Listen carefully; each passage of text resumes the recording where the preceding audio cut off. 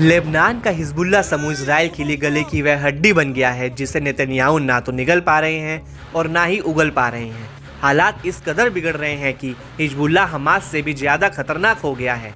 लड़ाके हर दिन और हर घंटे इजरायली एयर स्पेस में घुसकर हवाई हमले कर रहे हैं। इससे उत्तरी इजराइल में जमकर तबाही का मंजर देखने को मिल रहा है।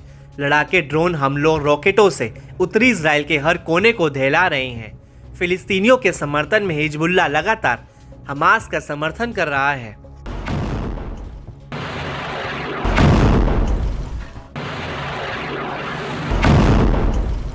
इस कड़ी में लेबनान के इस्लामी प्रतिरोध ने प्रमुख इजरायली सैन्य ठिकानों पर ड्रोन और रॉकेट हमलों की सीरीज शुरू की। इसके चलते कटसाविया बैरक में गोलान के 210वें डिवीजन के 7वें बख्तरबंद ब्रिगेड का मुख्यालय भी जद में आया।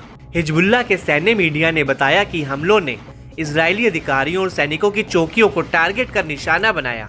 इस दौरान लड़ाकों ने बेहद सटीक हमलों को अंजाम देकर दुश्मन खेमे को बड़ा नुकसान पहुंचाया है। इससे इजराइल और लेबनान के बीच का तनाव नए स्तर पर पहुंच गया है। हिजबुल्लाह के ड्रोन हमलों के अलावा ग्रेड रॉकेटों की बौछार की गई। इस दौरान मेटाट और शोमेरा बैरकों के साथ साथ पास के इजरायली असेंबली पॉइंट पर भी भीषण हमला किया। समूह ने दावा किया कि यह हमला इजरायली हमले और दायरा शहर में हत्या के जवाब में किया। इस्लामिक रेसिस्टेंस ने अपने हमलों की जानकारी देते हुए एक बड़ी सीरीज जारी की है।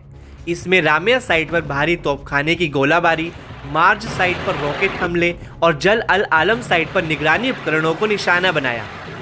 इसके अलावा हिजबुल्लाह ने गैटन में 146वें डिवीजन के मुख्यालय पर ग्रेड रॉकेटों से हमला किया। इससे पहले हिजबुल्लाह ने नफा बैरक में कमांड सेंटर, यार्डन बैरक में आर्टिलरी रेजिमेंट और बख्तरबंद ब्रिगेड मुख्यालय पर भी बमबारी की।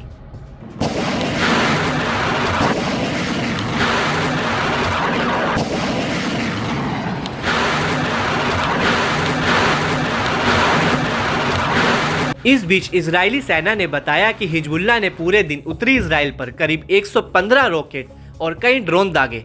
इसमें कुछ प्रोजेक्टाइल को रोक दिया गया था तो बाकी प्रोजेक्टाइल खाली मैदान में गिरे, जिससे कई जगह आग लगने की रिपोर्ट मिली। हिजबुल्लाह की ओर से बार बार की जा रही बमबारी के बीच इजरायली रक्षा मंत्री ने चेतावनी दी है।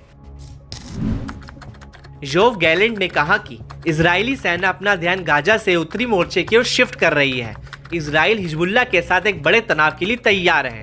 हम धीरे धीरे बदलाव के दौर में हैं। आईडीएफ ने हिजबुल्लाह की ओर से रॉकेट दागे जाने के बाद लेबनान के एक लॉन्चर पर हमला किया। लेबनान के अंदर इजरायली हमले बहुत कम हैं, आमतौर पर घातक हमलों के जवाब में होते हैं।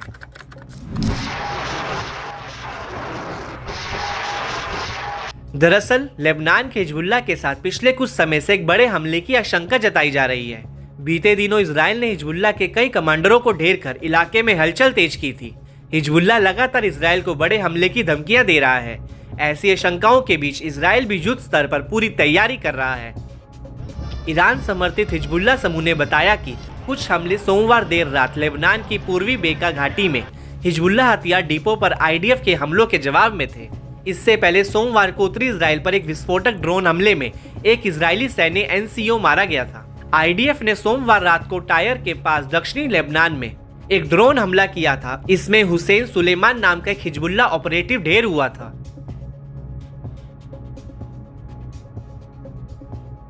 आईडीएफ ने सुलेमान को हिजबुल्लाह की रॉकेट और मिसाइल यूनिट के एक अहम सदस्य के रूप में दावा किया था। आईडीएफ ने दक्षिणी लेबनान के मंसूरी और तैबहे में हिजबुल्लाह रॉकेट लॉन्चरों की एक जोड़ी पर हमले किए थे, जिन्हें इजराइल में लॉन्च करने के लिए तैयार किया गया था। हिजबुल्लाह के बढ़ते हमलों पर इजरायली मीडिया ने उत्तरी बस्तियों में हुए बड़े नुकसान की जानकारी दी। इजरायली चैनल माकन ने कहा कि क्रियत शमोना पर चल रही बमबारी के बीच स्थानीय अधिकारियों ने इजरायली बलों की ओर से जारी गाइडलाइंस को मानने का आदेश दिया है। इसके तहत अगली सूचना तक बस्ती में रहने वाले लोगों को सेफ जोन के करीब रहने का निर्देश है।